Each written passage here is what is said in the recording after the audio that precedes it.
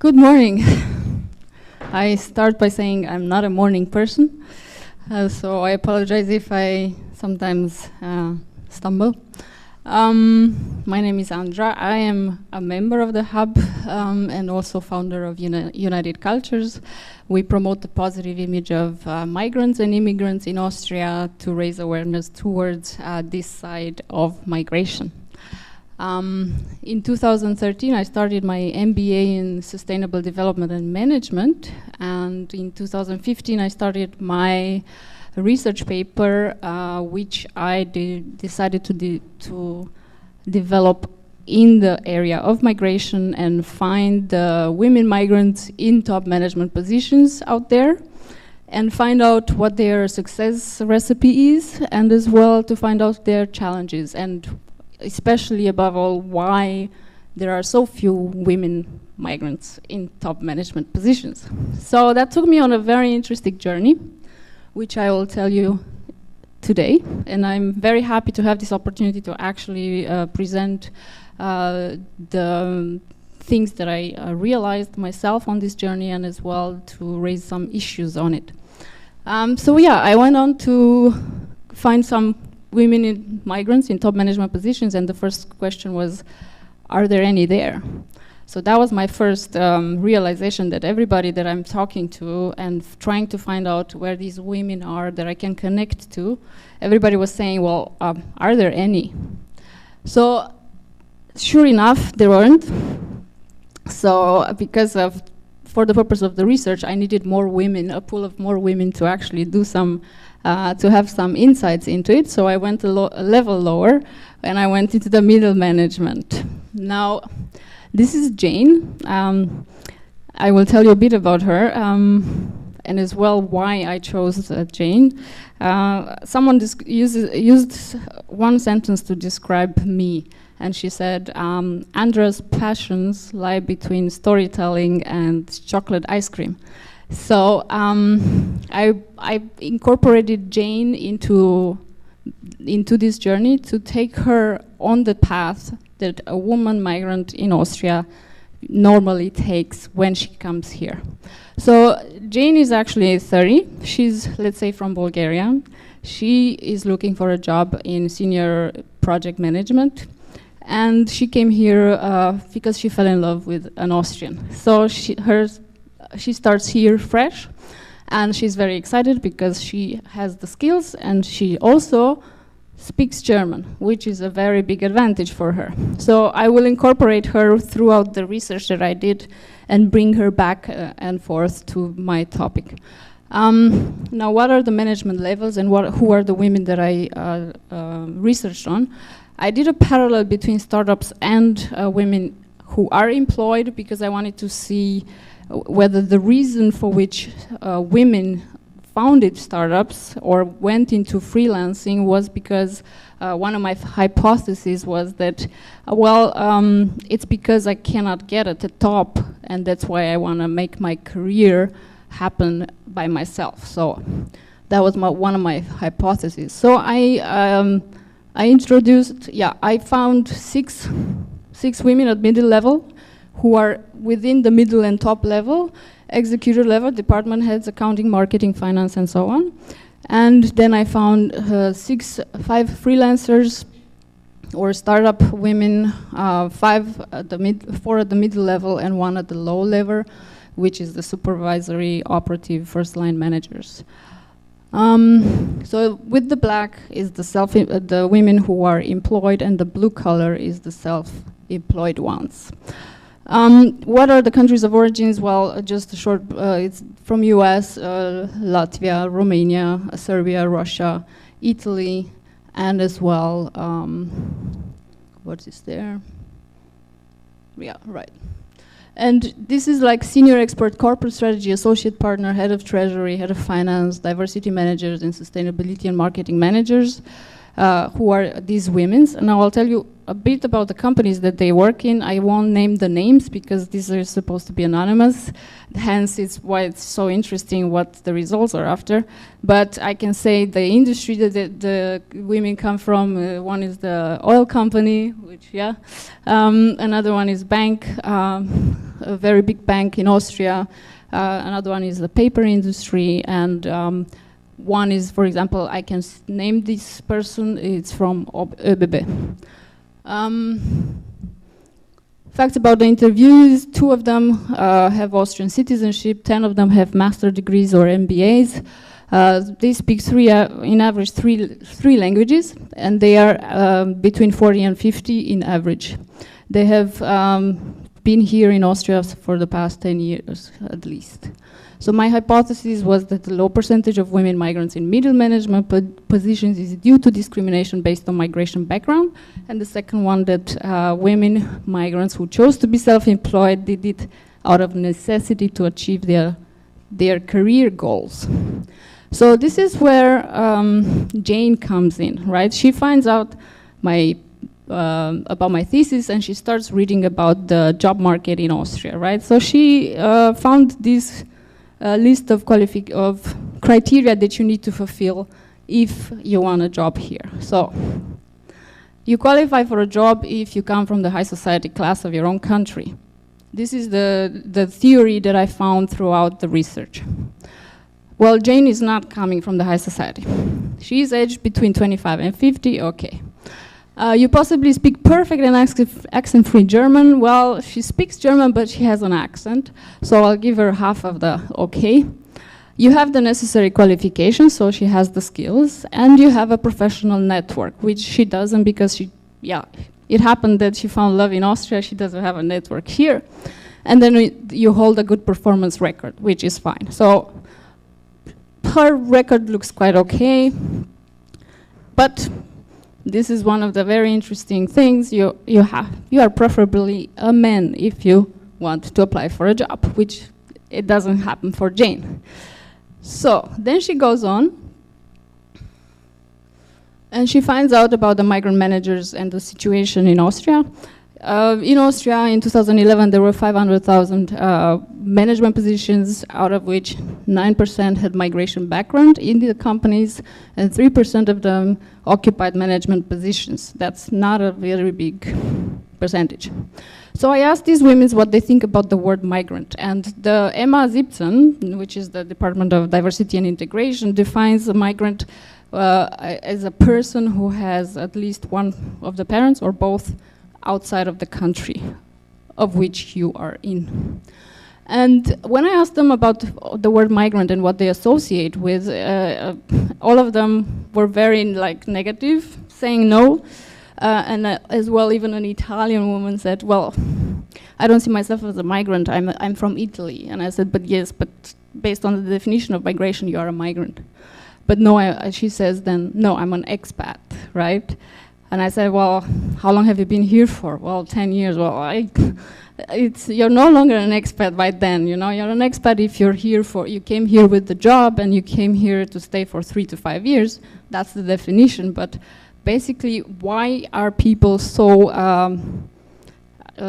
offended when you call them migrants? So this is what they said, right? The term migrant draws a line between the locals and the others. I see myself rather as a temporary Viennese not born here. A woman migrant, I have problems with this word because I never considered myself a migrant until I got here. It has a negative connotation and we shouldn't use this word. I am not a migrant, I am a European. It's selective negativity. If you're rich Russian or Ukrainian, they look at you differently than if you were an immigrant from the 10th district. So it's a very selective perception. I see an immigrant as a person who came here to get a better life. The German language, is this the ultimate sign of integration? There is more tolerance and acceptance if one speaks German. These are the results that came out of the research. German is not necessary to feel good here, but not knowing it can affect the impact of your business. So if you remember, the blue color is the self-employed person. So for a self-employed person, German is not necessarily the ultimate sign of integration. For a full integration, German is a must. Or even if one speaks German, if it has an accent, one is still not seen as an equal. So obviously, there are still a lot of issues with the German, and as well, if you speak the German, then it's the accent. Just to quote you on one of them, people say that you need to speak German to be integrated, but honestly, I don't believe that. I started up 3 companies without knowing German. I've been living here for 11 years now. I did business, I hired people. It's not that I don't speak it, but I don't use it. However, I feel restricted at times. I could have achieved more had I been fluent for sure, but in my Austria, I feel integrated, and that's what matters. But of course, perception is always the other way around. What about the vitamin B? Well, the research says that 1/3 of the population finds a job through connections or recommendations. Now, Jane doesn't have that, doesn't have the connections yet, so she still needs to work on that. Charisma.at says that 40% out of 1,164 people found the jobs through the connections and is the biggest influencer. And in Austria, it's a very anchored principle at high levels of management. Nepotism is quite affluent within companies in Austria. Networking was the main factor for them to get visible on the market. And networking as being a successful channel towards meaningful jobs. What about the Austrian labor market? Well, it's old school and provincial, it's conservative and traditional, and this I have found out from most of these women at these levels of management who are trying to breach this line. So what I've found here is that it's not just so much about migration background or where they come from, because they had experienced discrimination up until higher middle management, but now at that level, it's no longer about where you come from. It's actually an asset if you speak many languages, if you come from whatever other backgrounds, because that's also for the company seen as an asset where they can open new markets or whatever. So it's no longer an issue about migration background, and I found out that this is turning into another issue. These are the experiences on the job market. The customers really ask me if I have children before they want me on the project. They don't like it. I am constantly reminded I am not a local. My girls have Roman first names by choice for a purpose. Turks are so discriminated against. This is now Claudia Hölle from the Erste Bank. She is one of the ladies at the board of directors. She's not a migrant, but I had the opportunity to discuss at a panel talk with her about how it is up there. And she's not very optimistic, I have to say. She has not had a family. She has her mind set up for career, which is also good, but she's not very helpful of the other women who want both. So she doesn't believe that there is a career and life balance at the top levels, not in these environments. Because either you have enough money to organize yourself, but at the end of the day, some things cannot work because there is somebody else taking care of your children. Either your husband is alone or you do not take care of your department division, whatever. I don't think it works. So this is also one of the ladies that said, the fact is that there are no women out there because they don't trust themselves to do the job. We don't find them, right? And these are these stereotypes that I don't like. And I actually told her that I find her intimidating, and I don't think she's also very welcoming of these women who want to find these jobs, because they don't want to really work at that level with such examples. So I'm saying you maybe are not setting the right example, right? But she turned more into the men that men up there kind of are. So that's a very bad sign for us. This is a chief diversity officer at a very high place. And then she says, there is the age issue. With women, you can never win with age, really, because first of all, you're too young and do not have the experience. Then you're supposedly in this ideal age, and then that's dangerous because you might want to have kids and so on. And then you hit that age when you're too old. So we're screwed either way. Another experience. Before you are a woman, you are a person. In Austria, you are first a woman before you are a person. So I found out more and more that actually the problem is not so much where you come from, but it's the gender. And that's kind of very disconcerting from my standpoint. Senior expert of corporate strategy. The names are also fake. You need to be at the right place at the right moment or have the right connections. Many say that if you are at the top, you are not there because of your performance, but because of your connections. So it's very political if you want to be at the top levels. And she wants to be there, but she cannot breach the glass ceiling. So Jane is getting more and more disappointed and less hopeful. Because she's reading this, the top 10, at the top 200 companies in Austria, there are 5.9 women in management positions. And in boards of directors, it's higher because there is a quota in the public sector, and also, they're trying to implement more and more also to have women at least in the board of directors. Out of 606 management positions of these top 200 companies, which are on the stock market, only 36 women occupy these jobs. So from 2006 to 2015, there was a there was an increase of 2.2 within 9 years. So 2.2% increase within 9 years of women coming up at the top. Between 2014 and 2015, right, which is very recent, within 1 year, an increase of only 0.3%. So obviously, even the quota doesn't work. And Jane says, well, I don't want to be a woman quota, and this is kind of something that I just don't like when I hear that from women, but I also understand them. So why am I saying this? It's also because these women have said the same thing. It's or they believed. Let me get you first here.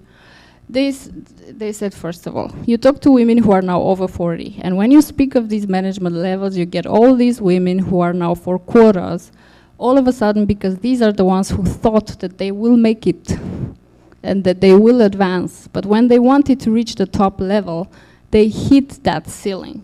So for all us Janes out here and out there, maybe you haven't reached that level yet, and maybe you still believe that you don't want to be a woman quota.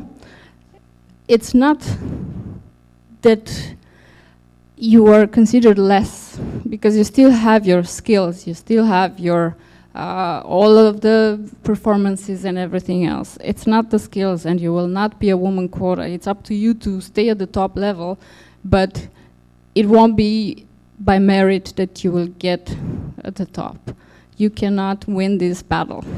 And this is what these women have also said, and it doesn't work. So you're maybe still thinking, I can make it, but once you hit that middle level management, you will not, unfortunately, be very successful. So these women have all said, and also some of them have believed in quota, have believed in the fact that I can get there by merit.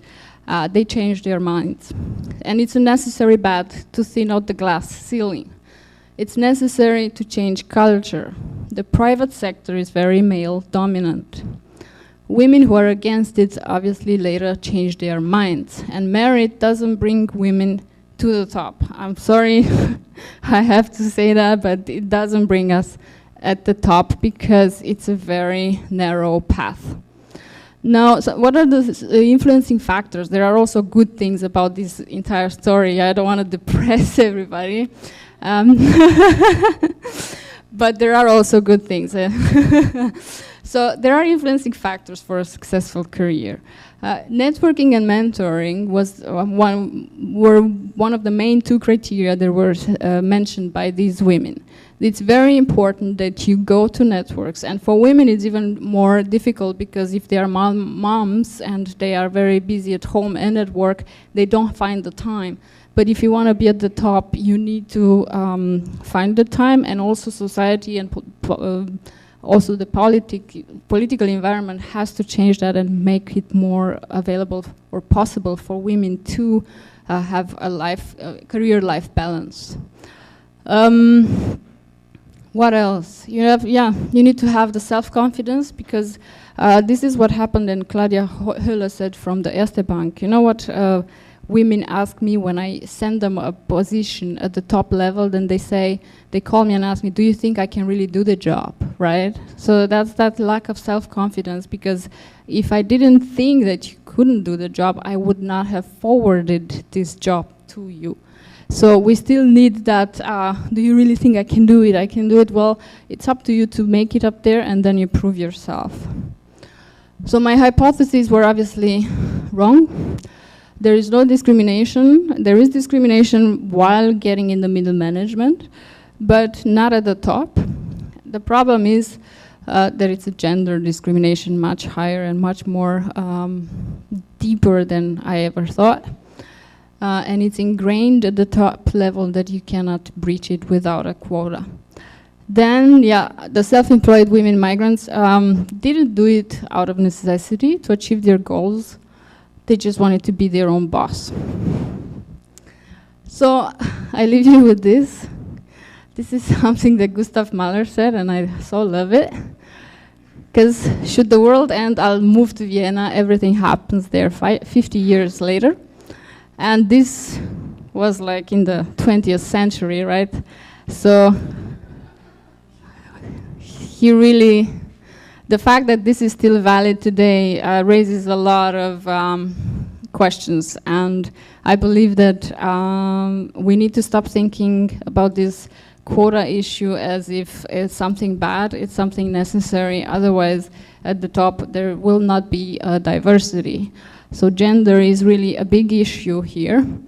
And as long as, I mean, don't take it wrongly, I don't see men as being the enemy here. But we are losing this battle because we will never breach that level without it. So, but as well, I leave you with this. This is not about winning or losing. It's about equality and equal rights. So for Jane, end station is middle management for all of us, unfortunately. And we need some better impetus, and as well some implemented incentives for society and for the economy to encourage networking, to implement quotas in the private sector, to promote migrant role models, accelerate implementation of more support programs for women to combine career and family, and implement incentives for companies to allow more diversity. So Jane will go for the networking and mentoring, and I say with that, thank you.